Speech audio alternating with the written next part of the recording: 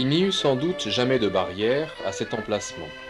Mais à une certaine époque, les entrées des villes étaient contrôlées par un octroi, sorte de douane où chaque marchandise entrant devait acquitter un droit.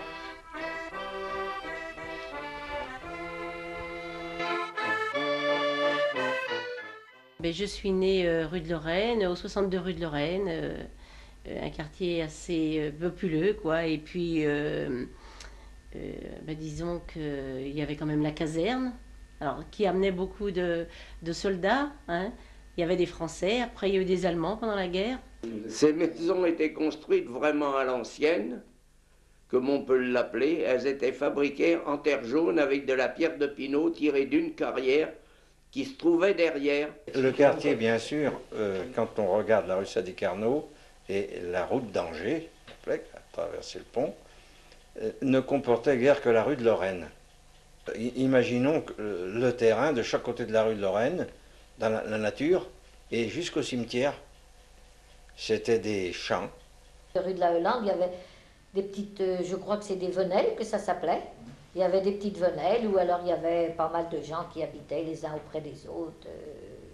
Il en reste d'ailleurs encore comme ça. Je crois que rue Saint-Pierre, il doit encore en rester, hein, des petites venelles comme ça. L'axe primitif de Cholet, en venant d'Angers, était donc la rue Sadi-Carnot actuelle, la rue du Puy-Gourdon, la place Saint-Pierre, la rue Saint-Pierre, la rue des Vieux-Douaniers, ensuite la rue Nantaise, et on arrivait donc rue de la sous-préfecture actuelle pour arriver à la Grande Casse. Nous avions eu le gouvernement où était M. Malraux. Et M. Malraux allait toutes les semaines au Sable d'Olonne. Il en avait marre de contourner le soleil. Il a beaucoup travaillé pour qu'il y ait une pénétrante. Alors, Maurice Sigaud ayant été élu en 65, je vous donne l'historique simplement ça, et puis après on reviendra. La pénétrante s'est faite, au grand dam des câlins qui ont été détruits. Alors les câlins, c'était un assemblage, maintenant on revient sur l'ancien quartier, c'était un assemblage de ruelles, vous savez, c'était très raviné. Je dis bien des ruelles, ça faisait 1,50 m, 2 mètres, les plus larges, on n'y circulait pas en voiture, à pied, les gens ne pouvant pas obtenir d'autorisation de réparer leurs habitations, les ont laissés se dégrader, sont partis ailleurs. Est venue une population immigrée qui s'est logée là-dedans parce qu'il y avait des loyers très bon marché. Ça a continué de se dégrader jusqu'au moment où il était décidé de tout casser, de remblayer tout ça avec les fouilles de chez Michelin. Le quartier des Barrières et la rue du Bigourdon, la rue Saint-Pierre étaient des rues extrêmement commerçantes. Pratiquement, il y avait des magasins porte à porte. À la différence de maintenant, il y avait beaucoup de petites épiceries, de petits commerces, notamment ce qu'on appelle le quartier Saint-Pierre, les Câlins, tout bordé de commerce, la rue du Puy-Gourdon, tout ça. Et les enfants faisaient beaucoup de commissions. On allait chercher du pain, on allait chercher une boîte de sardines à l'huile, du beurre, du fromage, du lait. Ensuite, on a pris le café rue du Puy-Gourdon. C'est là qu'on a connu, qu'on a appris à connaître la place Saint-Pierre, la rue du Puy-Gourdon, qui n'était pas du tout ce qu'elle est aujourd'hui, puisque aujourd'hui, la rue du Puy-Gourdon, il y a un seul côté de reste.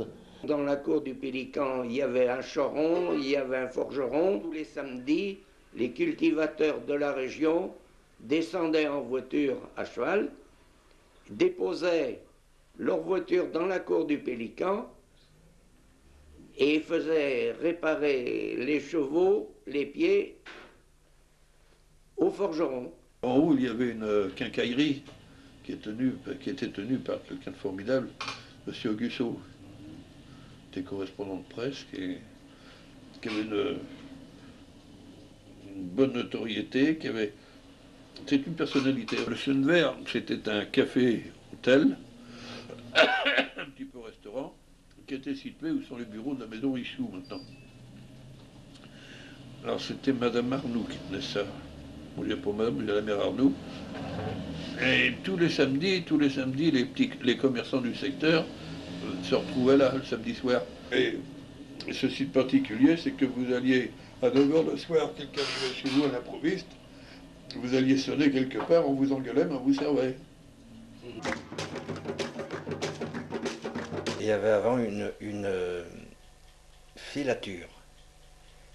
Une filature qui avait été, après la guerre 14, fait par un monsieur qui s'appelait Descamps, qui venait du Nord, et qui a vendu cette usine en 1936 à la CSF. C'était le 765. On faisait ça par série de 200, 250. Et vous fabriquiez quoi, donc, les assiettes, des armes? Des armes. Oui, des armes. Le 765. Un pistolet. Je rentre en 1945, on était 350 personnes déjà. Et progressivement, on est monté, l'apogée c'était en 1973 avec 900 personnes. Disons que les horaires de travail c'était 48 heures par semaine. C'était l'horaire officiel. Mais disons qu'il y avait les deux tiers du personnel qui travaillaient 55 heures, qui travaillaient le samedi matin de 5h à midi en plus. Et alors il y avait une particularité aussi, c'est qu'on travaillait déjà en double équipe. Il y a une équipe qui faisait 5h, 14h et une autre équipe qui faisait 14h, 23h sur les machines, bien sûr. Très revendicatif, mais par contre, Oui. l'amour du travail avant tout. Et l'amour du travail bien fait. C'est-à-dire que bon, quand ça partait en mouvement, en grève ou pas, alors là ça partait, on ne savait plus quand ça s'arrêtait. Mais par contre, quand on prenait le travail, alors tout le monde y allait. C'était une solidarité dans le travail qu'on ne trouve plus aujourd'hui. Puis rentré au vétérinaire plus tôt, mais j'ai rentré qu'au vétérinaire après. 120 tours par mois. On était 930 en 74. Il y avait également, rue de la Hollande, une usine qui fabriquait des tapis brosses et qui employait du personnel, des hommes et des femmes. Qui employait des hommes et des femmes. Il y avait pas mal de femmes. Hein, oui, c'était environ 200 personnes. Un marchand de cycles, que l'on appelait les établissements Robin, qui fabriquait et montait les cycles. Et donc je suis rentrée chez Tonnelier et c'était pas très drôle parce qu'on était mené un petit peu sévèrement, il fallait pointer, il fallait pas arriver une minute en retard, on avait un quart d'heure en bas, une minute en retard, un quart d'heure en bas. C'est assez nouveau pour Cholet ça. On faisait les 2-8, j'avais pas 18 ans et ça a été pour moi très très dur. Donc le matin de 5h à 1h à 13h et de 13h à 9h à 21h le soir, l'un ou l'autre. On avait un arrêt d'un quart d'heure pour souffler un peu. Alors oui, il y avait aussi il y avait des personnes évidemment qui avaient des enfants et il y avait une pouponnière. Alors les personnes avec des bébés pouvaient amener leurs bébés qui étaient gardés, elles pouvaient même les allaiter. L'opinion qui prévaut actuellement, c'est que Colbert avait fait venir des tisserands hollandais et qui étaient logés dans les petites maisons, parce que c'était un quartier de maisons de tisserands, la Hollande. Vous avez eu également le tissage Augereau qui était derrière l'hôtel du Pélican. Ce tissage-là, je ne l'ai jamais connu en activité. Il a été acheté dans les environs de 1960, je vous dis ça à peu près parce que je ne me rappelle plus très bien les dates, par Nicole, et c'est là que Nicole a pratiquement démarré toute son industrie, et c'est dans ce vieux tissage qu'a été installée la première machine à injecter des établissements Nicole. Le travail à domicile, moi j'ai fait ça pendant 35 ans à la Maison Marais. J'ai eu jusqu'à 130 ouvrières, pas longtemps, enfin la moyenne c'était 110-120. Turpo était une industrie textile tout à fait classique dans le Choletais. Lorsque j'ai commencé à m'en occuper aux environs de 1950, l'électrification n'était encore, je dirais, à l'état de projet, et l'entreprise marchait avec une machine à vapeur de 500 chevaux, parce qu'il fallait faire tourner quand même 350 métiers. Turpo disposait d'un tissage à Mortagne, qui est d'ailleurs antérieur au tissage de Bourgneuf, une blanchisserie à la Godinière, le siège social, et Turpo consommait par jour la bagatelle de 15 tonnes de charbon par jour. Alors, il y avait sur cette place Saint-Pierre, toutes les semaines, le marché aux moutons et aux porcs. Avant-guerre, c'était un pré. Et les moutons allaient pète dessus, je ne les ai pas connus. Mais moi, j'ai connu le marché aux moutons et aux cochons. Dans le haut, c'était les cochons. Dans le bas, c'était les moutons. Et la façade gauche de la place, qui s'appelait la rue de la Chapelle-d'Aubigné, c'était toutes des vieilles maisons qui dataient de la scission de l'église, des biens de l'église, au civil. Oui, le cinéma des variétés, parce qu'il n'y avait pas que le cinéma. Ça servait également pour, je vous dis, il y avait des matchs de boxe, des matchs de catch. On y allait pour rire parce que les matchs de catch c'était tellement du cinéma. Alors, dans le quartier Bois, avec le cinéma des variétés, il y avait donc les bains-douches, l'établissement des bains-douches, ça c'était aussi quelque chose de bien particulier parce que bien sûr qu'à l'époque, dans les maisons, il n'y a pas le confort qu'il y a maintenant et il fallait aller aux douches. On allait aux douches une fois par semaine. Et c'était minuté, vous aviez droit à 20 minutes. 20 minutes. 20 minutes et déjà, quand le quart d'heure était à peine passé, quand tapez à la porte, vous vous rhabillez, ça y est. La première auto-école à Cholet a été fondée par M. Chauveau, qui lui était prisonnier, et il était revenu sur Cholet et il a fondé l'auto-école. Sa première voiture pour faire auto-école était une 4 chevaux. Moi, je me dépassais donc chez Chauveau, là, sur une 4 chevaux, une conduite à droite. J'ai touché le trottoir, puis ça y est, je suis arrivé, bon, ça va, je suis parti avec ça. Il y avait le train ordinaire qui allait Cholet-Angers. Il y avait aussi le petit Anjou qui faisait ici Cholet-Beaupro et tout ça, qui passait sur les bords du Léon et qui remontait, là, tout ça, mais je ne l'ai jamais pris. On était en vélo tous. Oui. Ah, on est en bicyclette. Hein. Ah non, je ne me rappelle pas, il n'y a pas de voiture. Hein. Moi, j'habitais Tourfou, ben, on est en vélo. Hein. Et la route n'était pas belle. Hein. Il fallait compter, on avait toujours pour réparer les vélos, parce que les cailloux, les trous, c'était archi plein. Alors à ce moment-là, quand on avait quelque chose d'important, voir un médecin à Nantes, ou ça va à l'époque, ou Angers, alors c'était Monsieur Robin, qui habitait en face chez nous, qui était marchand de vélo à l'époque. Hein, et c'était lui qui nous faisait le transport, hein, qui disait, bon, vous avez besoin de ceci, cela. Oui, il y avait un autre monsieur aussi qui le faisait, la même chose, Monsieur Boré, boulanger. Alors c'est pareil, tous les deux, ils s'arrangeaient s'il y avait un qui était malade, qu'il fallait emmener à Nantes ou Angers ou ailleurs. Hein. Alors c'était eux qui étaient de service. Hein. Une entreprise de construction de 200 ouvriers, c'était quand même à l'époque une grosse entreprise. Il y avait 2 patrons associés qui avaient une petite camionnette pour aller visiter leur chantier personnel, chacun la leur, et une conduite intérieure pour se promener le dimanche avec leur famille. Ça s'arrêtait là. Pour les 200 personnes, 4 véhicules, ça s'arrêtait là. Les ouvriers qualifiés, ou tout au moins les chefs de chantier, avaient souvent une moto, une petite motocyclette, ou une plus grosse, mais enfin pas tous. Les ouvriers allaient en bicyclette, et les manœuvres, ce qu'on appelait maintenant les gens qui seraient payés au SMIC, allaient à pied. Environ 1930, il y avait à l'usine de la Godinière, et tout le monde voit où est la Godinière, un ouvrier qui venait à pied du Puy-Saint-Bonnet tous les jours. Une gare routière, place Saint-Pierre, où il y avait autrefois un petit marché de légumes. Alors, il y avait les cars Citroën et les autobus vendéens. Un industriel qui était venu de Paris pour étudier l'éventualité d'installer une entreprise dans la région choltaise, il est venu jusqu'à Cholet, à la gare, et puis immédiatement il a pris le train suivant pour rentrer sans rencontrer personne en disant c'est un pays, il n'y a pas moyen, pas de transport, je ne peux pas venir m'installer là.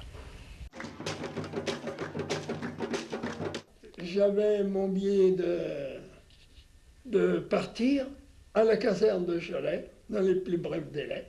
C'était ma mobilisation. 23 août 1939.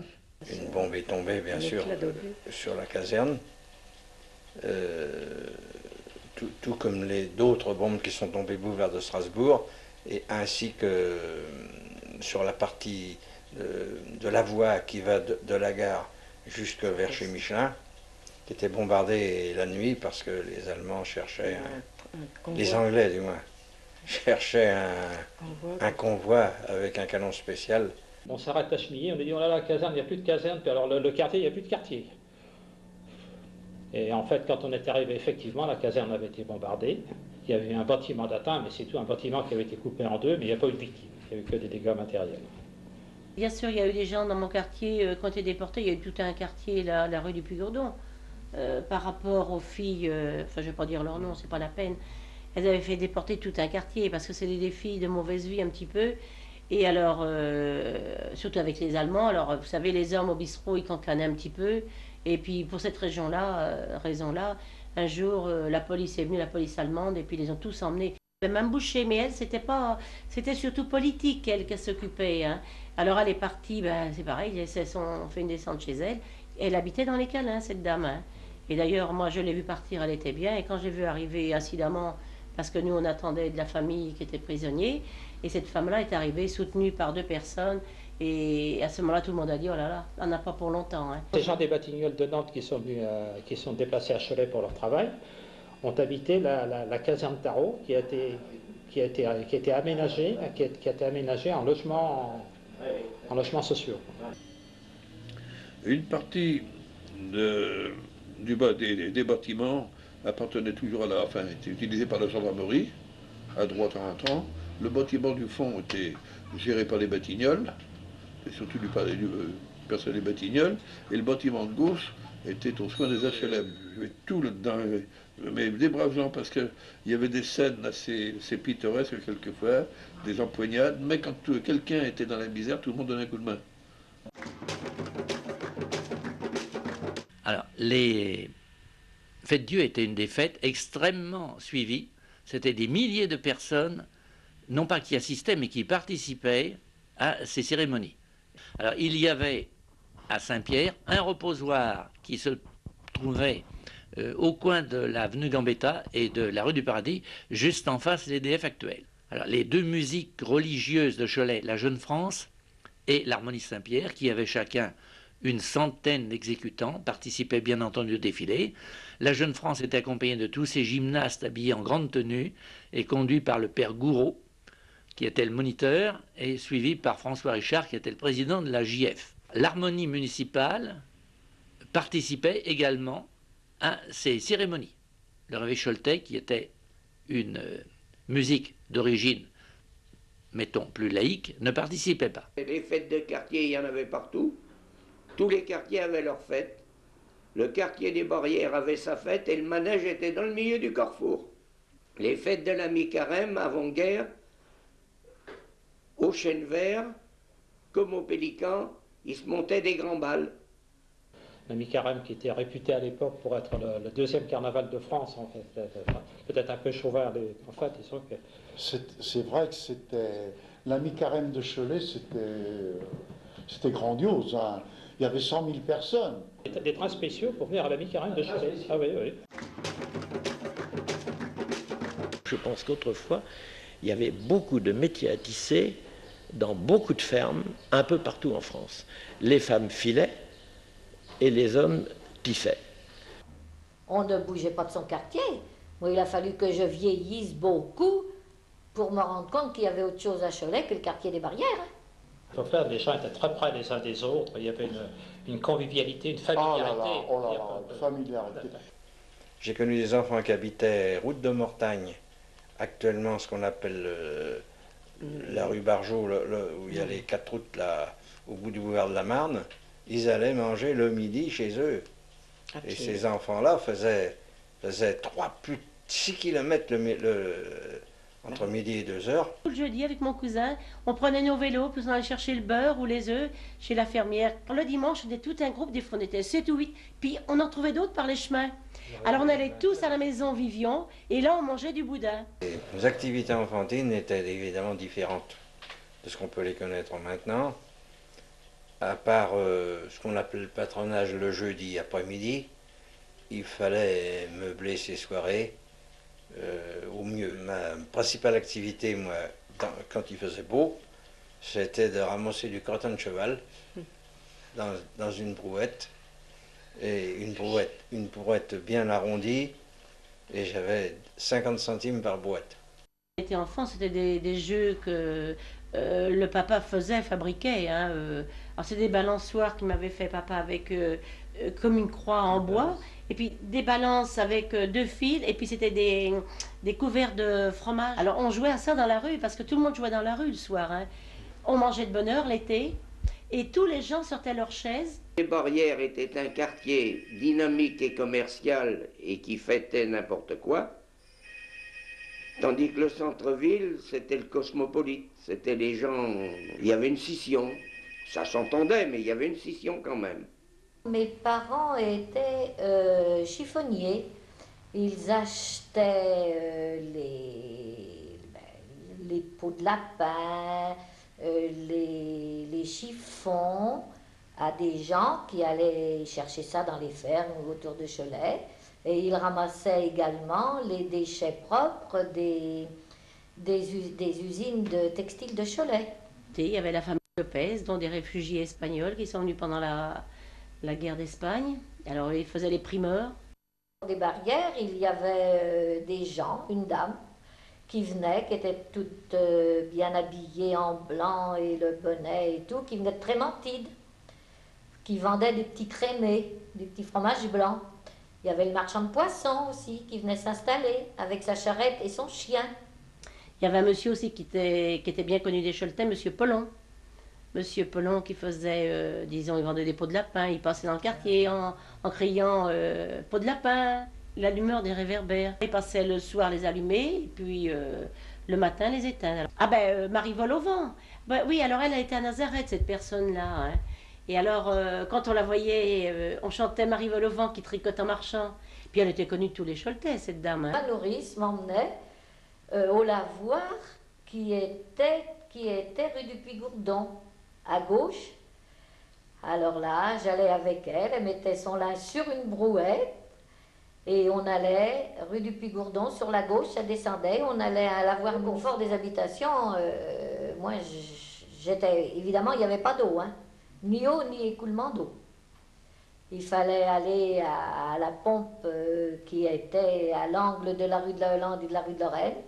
Et croyez-moi, l'été, il fallait faire une belle queue parce qu'il n'y avait quand même pas beaucoup d'eau qui sortait, un petit filet. Et puis on allait chercher l'eau à la pompe. Et puis moi, j'y allais de façon... Parce qu'il y avait des heures aussi. Ils fermaient la pompe parce que les gens, il y avait une restriction d'eau, c'était quand même l'été. Et alors, il y avait des heures pour aller chercher l'eau. L'armée descendait.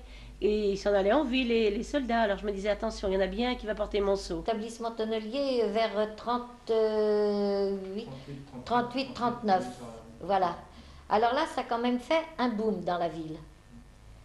Les femmes qui sont arrivées avec leur mari étaient des femmes plus chics que les Choletaises. Avec quelques camarades, j'ai fondé une entreprise, on appelait les ORB. On a donc construit en tant que tel pour le quartier la caserne des pompiers dans sa totalité, avec les maisons, l'immeuble, le petit immeuble qui loge les pompiers qui sont sur place. Et puis en construction, la chapelle Sainte-Bernadette, l'église Sainte-Bernadette, pardon, avec tous les bâtiments d'HLM autour. Un 60 logements le plus long, un 40 un peu plus haut, et 5 tours, dont une de 6 étages, deux de 10 étages et deux de 12 étages les plus loin là. Mon quartier a bien changé depuis le temps où les tisserands travaillaient dans les caves de leur maison, ou que les ouvriers de chez Tonnelier et des Batignolles animaient la rue de Lorraine ou la rue du Puy-Gourdon. Aujourd'hui, comme hier, je retrouve cette même détermination au labeur dans des activités maintenant diversifiées.